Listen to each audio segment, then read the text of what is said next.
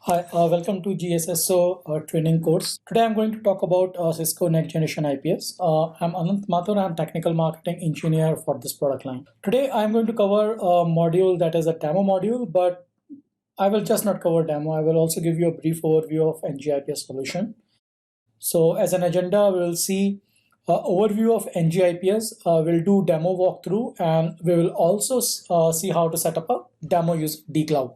So what we are going to learn from this module, at the end of this module, you should be able to describe the basic of NGIPS.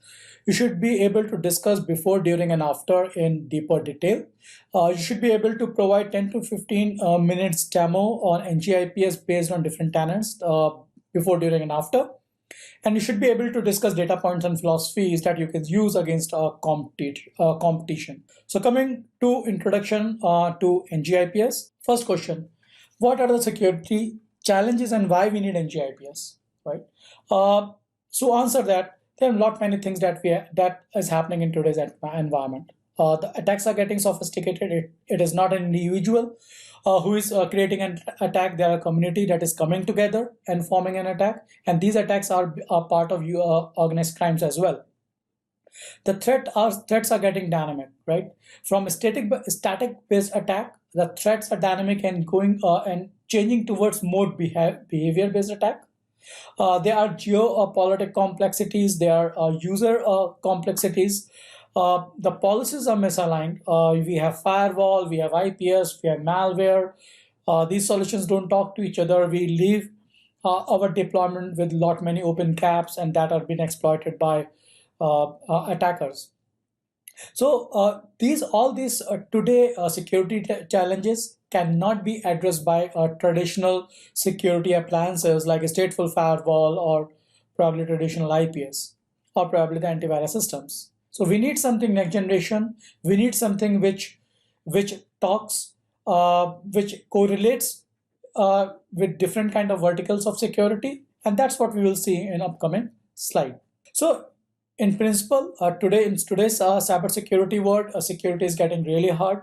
Attackers just write once, but as a defender, we have to write all the time. The game is constantly changing. The environment are dynamic. They are constantly changing. We need a lot of visibility before deciding the policies and before securing our network. We need to see what exactly we are securing. We need to see what exactly is happening in your network. Right? Security teams need to be realistic. They have to understand what exactly is happening in your network and how to actually acknowledge the attack when it happens. And said so, we need a lot of security information. Right? Having some sort of security information is not going to help us. Probably given probably a brutal example, some sort of security information can be your events coming out of your traditional IPS, which will not give you anything beyond the event and the severity. But we need much more than that we will see in the upcoming slides. So in principle, we have to address before, during, and after, and you must be hearing all these three verticals in many other presentations. So in principle, as a security deployment, we have to address before, during, and after phases. In the before phase, we have to filter out traffic that is not required to your deployment. We have to filter out based on the network information we have, based on the user information we have. We can apply policies through firewall, gateways, web application firewalls, or role-based architecture solutions. And then we have to also address the during phase, the traffic which passed through your before deployment has to be inspected in terms of IPS, a malware solution, or an antivirus solution. And then even if the attack is leaked, or even if we don't identify the attack in during phase, we have to address the after phase. Now I will give you a brief example, right? Taking an example of a policy where you have created a policy wherein you are allowing your sales force to download file from Dropbox, and you are denying all other groups to download the file, right? Now you are allowing the access of that particular file, and that is an exe. So we see the pattern and everything in the exe, and we cannot find any static attack. We upload it to the sandbox, and in the sandbox, the exe sleeps, right? It doesn't do anything. So we cannot stop the download of a file, right? We have to let it go. Now, after 2 months, we see some kind of malicious activity happening on the host that has downloaded that particular exe and installed that exe, right? And that phase, that is the after phase, and that's where it is important how we remediate and clean our network. So, in principle, going forward in today's world, traditional security products are not sufficient. We need to migrate to next generation products and also we have to address before, during, and after with those products. And all those products has to be next generation. When we say next generation, they have to give you a lot of contextual information, and those information you should use in all the phases of deployment. Now, coming to Cisco NGIPS solution. Cisco NGIPS solution is a next generation IPS. Along with it provides you next generation firewall capabilities, which you can use for application visibility and control and URL filtering. And also it also gives you protection against advanced malware. You can deploy the next generation IPS as an appliance. We have a Firepower Appliance 7000 and 8000 series. You can also deploy NGIPS solution on our ASA product line. And there is a virtual NGIPS also available that's VMware ESX based. All our old product line, Cisco legacy IPS, that is 7.x series, is end of sale, and we are you cannot see this particular product line anymore. All the future will be based on and is based on Firepower NGIPS. So Firepower NGIPS is from SourceFire. The acquisition happened in 2013. This solution is based on Snort. Snort is nothing but a free open source based IPS engine that is developed by SourceFire, which is now Cisco. Snort provides the deep packet inspection capabilities, and that is very much required in this particular security era. Now, current security market breaks down into two groups. One is access-based security and other is threat-based security. Access-based security is nothing but traditional security where you have a stateful firewall. You write rules to block or allow layer 2 to layer 4 traffic. And you also have access-based security tools where you block some kind of access to the IPs and the users.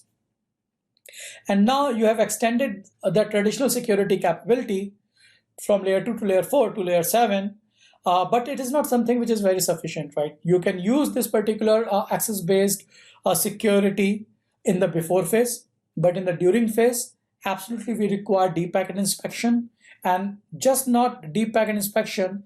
That particular the deployment I'm talking about has to be powered with contextual information and the environmental visibility that our IPS or deep packet inspection capability can use and provide a next generation services. And all these things we will see in upcoming slides, and you will get more clarity what we are talking about. So coming to traditional IPS, right? We are talking about next generation IPS and we are talking about traditional IPS. The problem with the traditional IPS is you take a box, you deploy a box as a bump in wire, right? When the traffic passes through the box, it does the deep packet inspection. That means it goes and read the regex. It look for the regex pattern in the traffic, and if it finds the regex pattern, it will alert. It will alert with some severity. Now that particular severity can be provided by a signature developer, right? Apart from that, you really don't get much out of it. You will get information on the signature, you will get information on the severity, you will get information on the attack, but more than that, you won't get anything, right?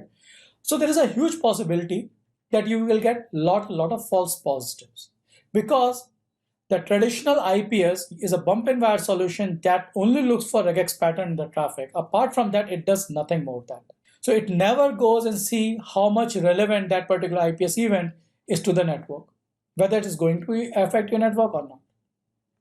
So it tends to give a lot of false positive and which is really a pain point for any analyst, because you can see, probably thousands and hundreds of thousands of events, and it is really very difficult to go and filter out those events and find the relevant event in oceans of event. It also required a high level of tuning. Whenever there is a change in deployment, whenever there is a change in environment, analyst has to go and tune the box. And this consumes a lot of time and a lot of investment and a lot of dollar value, right?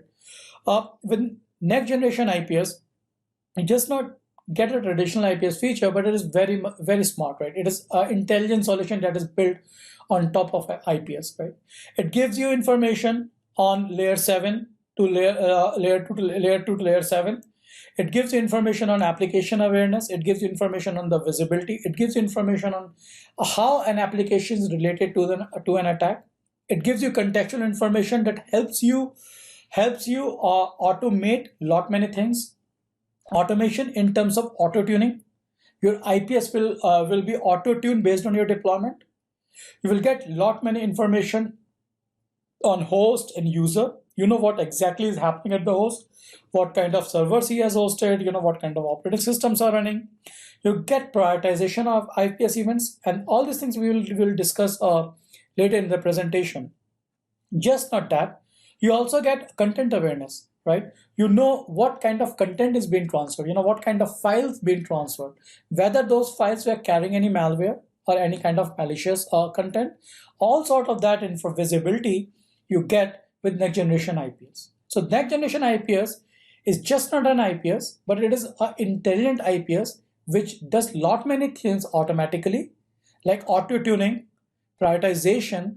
So these things are really pain point from traditional IPS perspective. So by now I have given you a quick overview on a next generation IPS solution. We have also seen why we need IPS today and why we should address before, during, and after, and followed by we have seen the difference, the very, very high level difference between traditional IPS and next generation IPS. Now in this next section, I'm going to talk about the contextual visibility that we get with the next generation IPS and the visibility that you get and how you can use it in your policies. So coming to the demo. So what we are going to see here, we are going to see demo for different tenants, right? Before, during, and after. So coming to before phase, in before phase, we have to know and we have to understand what exactly we are protecting. We have to see what is your network, what are the operating system in the network, who are the users, how much of traffic you are seeing from the user, what are the geolocation of the user, and lot many other information.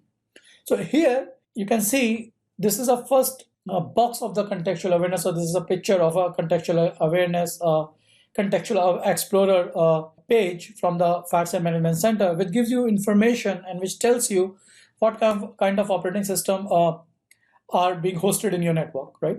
How many of your hosts are on Windows? How many of hosts are on Windows 8, 7, XP? How many of them are Linux, SUSE, Debian, Red Hat, and all that kind of information you get it here.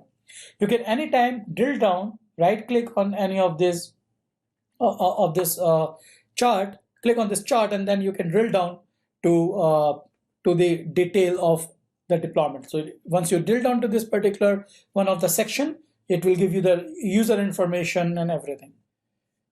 You also need to understand just not your deployment, like what are the operating systems and the traffic and connection profiles from your host, but you really need to understand the application, because it is really very important to understand how you are reaching internet. So the important thing here is, or the risk is not that you are reaching the internet, the risk is how you are reaching the internet. There are a lot many applications that we use. There are a lot many applications that are customized. There are a lot many applications that are, that is being used in data center or the edge deployment or the campus. The environment is changing, and daily we use a lot many applications over our handsets, laptops, desktop to reach to the internet. Now, those applications can carry malicious traffic, right? And that's where we really need to understand what are those applications or precisely how our applications are behaving in terms of security. Are they carrying malicious traffic? Are they not? If they are carrying, what is the risk level? So all kind of that detail you get in the before phase. Right? You get detail for the application protocol, you get detail for web applications, you get detail for client applications. You get that detail based on traffic, intrusion events, and host. And all this information you can use in the before phase when you're deciding the policy or you're writing the policy. So it is just not important to understand the host information or the application information. It is also important to understand what are the client version or what are the application version that are running in your host. It helps in planning patches. Apart from getting host information, application versions on the host, it also gives you information on geolocations. Connections by country, source country, initiator country or destination country or the receiver country, intrusion events by source or destination country, file events by sending country or the receiving country. So all this information is very much important when you write policies. You know that certain part of geography is sending you a lot many malicious content, and you can actually create policies to minimize traffic from those countries. So in principle, all the contextual information, what we are getting, the visibility that we are getting, we can use it in our policies. Because we are seeing a lot many information. We are seeing application information. We are seeing application intrusions and host by risk, the business relevance. We are seeing operating system information. We are seeing traffic information, connection information. Apart from that, we are seeing geolocation information. So user information, all this information, what we see as a part of contextual visibility, we can use it in our access policy to minimize the traffic, to minimize the attack surface. Yes, you can with the access policy you can reduce the attack surface, but you cannot completely avoid the traffic, right? So you have to allow some certain level of traffic, and that's where our during phase comes into picture. The contextual awareness on URL will give you a clear picture on what are the URLs that are being accessed, right? You can actually control your business environment based on that information. You also get information from the security intelligence on what kind of traffic your network is seeing. How many bots, how many adwares, how many CNC connections we are seeing in the network. What are the IPs that are connected to different IPs, and what are the reputation for those IPs, and how much of connection and traffic we have seen. Just not a reputation information or the URL information, we get information on the intrusion from the intrusion prevention. That is our DPI engine, Deep Packet Inspection Engine. So this particular dashboard also gives you some sort of automation that I'm going to talk in our presentation, in later our presentation. So this particular dashboard will give you information on top attackers, top targets, your intrusion events by priority, but it also prioritizes intrusion events based on the impact on your network. Apart from that, it also gives you content awareness. It will tell you in the during phase what are the files that are being transferred, how many of those files were carrying a malicious payload, or how many of the other files are risky, very risky, or clean. You can see how many files, when it is investigated for a malware, found to be carrying a malware, or how many of the files are clean, how many files are unknown. So all sort of those information you will get with the file information. You can anytime drill down you can anytime drill down for the detail analysis. So in the during phase, you have a verified threat contextual based threat dashboard, where you can see all kind of information for the attacks. You can get the indication of compromises by host. You can get reputation based threat. You can get indication of compromised threat by categories, traffic by security intelligence category, and a lot many more. All this dashboard is customizable. You can create your own widget. You can create your own tab. You can drill down into analysis. You can see security intelligence category by adware. You click to it. You can see what are the hosts who are who are trying to connect to the adware. In the during phase, we also get host information, and it is really very important to understand what exactly is happening on the host in the during phase. So what happens, the host profile just not give you the IP address, it also gives you the user who is using that IP, that machine. It gives you information or indication of compromise that I'm going to discuss in detail in upcoming slide. But in principle, indication of compromise is nothing but an indication that something might be wrong at the host. Apart from indication of compromise, it gives you information on operating system. It gives you information on applications. It gives you whitelist violations. It gives you blacklist violations. It gives information on what all other users have logged into that, have in the past logged into this machine, and what are the vulnerabilities the machine is vulnerable to. Coming to after phase, you get lot of information, right? You have seen the traffic by type, we have seen the traffic by files, we have seen the host, that top host who are sending files, top host who are receiving files, we have seen top malware destinations, and all the information, if you drill down, the details you will get, you can use it to scope, contain, and remediate the network. Other aspect of after phase is patient zero. Our network file trajectory help you find the patient zero for the attack. It gives you information on when first time the file entered in your network, what was the state of that particular file. Was it a malware? Was it a clean file? Was it an unknown file? And then what happened to that particular file? Whether the file is being transferred from one machine to another, or it entered to all other machine at all other different times. So all this information you see with the network file trajectory, and it helps in finding the patient zero. And this is one of the most powerful tool when it comes to visibility. So now coming to automation. So automation is one of the most important tool when we compare our product line with the competitors, because none of our competitor provide this kind of contextual awareness and automation using those contextual awareness, right? Whole of my time I'm showing you many contextual awareness, but the question is, we know that we learn, we see, we learn, but what else we do? This is what one of the most important aspect of our learning of contextual awareness. We allow powerful automation in terms of IPS auto-tuning, prioritization of events, and indication of compromises. Fire set recommendation is nothing but an auto-tuning of IPS policies. Since we see many information from the network, we recommend that information to IPS to auto-tune its rule. Taking an example, we have a changing environment. We have some IPS policy deployed. We don't have any Linux machine in the network. After some time, we see that there is a Linux host who joined your network. And we see that there is no Linux IPS policy that is being enabled. So the FireSet recommendation help IPS policy to auto-tune its profile and enable Linux policies. So such kind of, this is a basic example what I'm giving you, but such kind of recommendation help IPS policy to auto-tune itself based on the changing network dynamics or changing environment. Other aspect of automation is impact assessment. Impact assessment is nothing but a correlation and prioritization of IPS events for your network.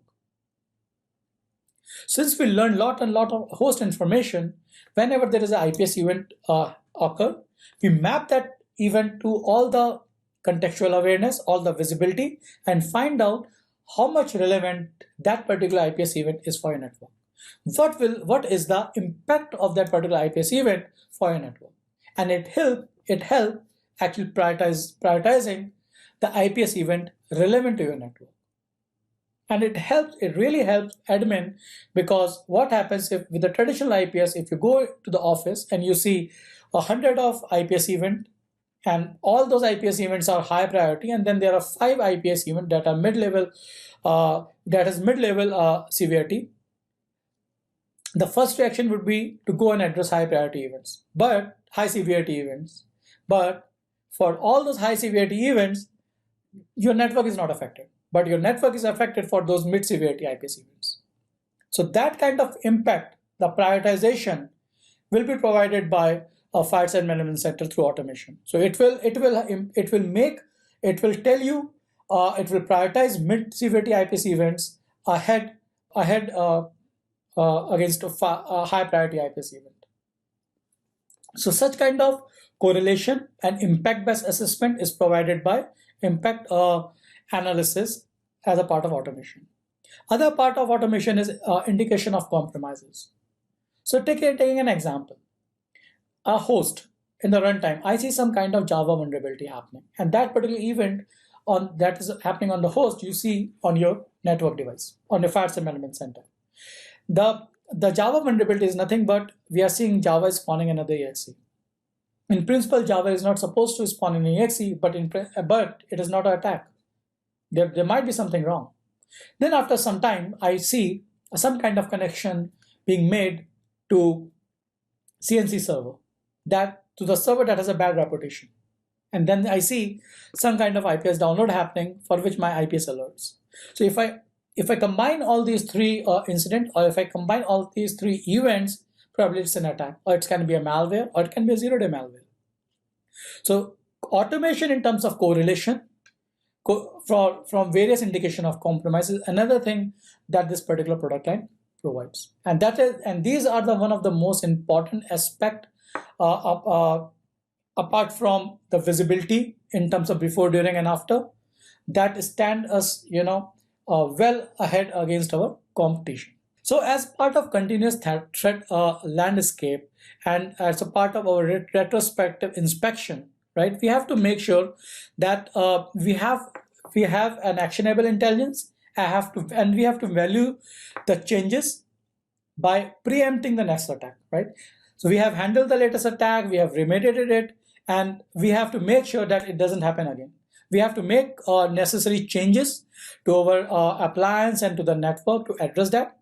With our retrospective inspection and continuous visibility that we have seen through file trajectory and continuous monitoring of the file, even if passed through a network device, to find whether it is malicious or not.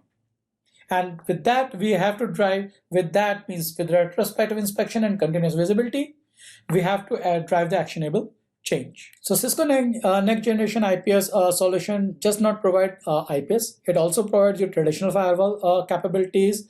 Apart from next generation firewall capabilities, it provides you VPN functions. It provides you protection against malware, and it gives you a lot of contextual information and automation in terms of visibility in your network, file trajectory, impact analysis, IOC, fire site recommendations. Coming to demo setup. To set up a demo, you have to go to dcloud.cisco.com. Once you log into dcloud.cisco.com, you have to choose your region. Once you choose your region, you can see different categories. You have to go to security, and you have to choose a Cisco Fireside System 5.4 version 1. Click to start and schedule. Once you click to start and schedule, you will see this particular page, and that page you can just schedule your demo. Fill the demo usage information why you are scheduling a demo, some basic information, and click to schedule. Once you schedule a demo, you can see the demo on your dashboard. On the dashboard, click to view, and it will open up the details. In the session details, you can see the IP of the fire site management center where you have to connect, and there is a session ID. So you have to open a browser, you have to put the fire site management center IP that you can see in the last slide. Click to it. In the username, put dcloud, and the password, put the session ID. Once you put the username and password in, and click enter, you can see the contextual explorer. So if you don't see contextual explorer, go to analysis and then select contextual explorer. Contextual explorer gives you a lot of information on the visibility, and we have seen in our previous slides as well. So you can, when you are demoing the IPS capabilities, you can minimize to the intrusion information, file information, and security intelligence information. You can also demo different kind of capabilities. You can demo host capabilities. You can go to host and go to application, and then you can show the application versions. You can show policies. You can show file trajectories. If you go to file and select file trajectory. So there are many things to demo. What I recommend, once you schedule a demo, go to your session, and the session details. There is a section called documentation. In the documentation, there is a demo guide. Demo guide has a script which explains you how to demo and what to demo. It will tell you what things you can demo: contextual awareness, dashboard, visibility, policies, and lot many other things, and how you can use those demo. So I strongly recommend you to go through this particular demo guide. Few references. Dcloud IP is http dcloud.cisco.com. The demo guide is also available at this link, and all the Dcloud demo is, you can find it on the YouTube, but that is 5.3 based. Sorry, you have a 5.4 demo as a part of NGFW demo for GSSO trainings, the similar training that we are doing. So that the similar training for NGFW demo, you can find a Dcloud demo there as well. So in summary, you should be able to discuss the overview, or you should know the overview of NGIPS. You should be able to discuss before, during, and after. You should be able to talk about data points in terms of visibility and automation against competitor. You should be able to provide 10 to 15 minutes of demo for NGIPS based on different tenants. With that, I thank you very much for watching this video.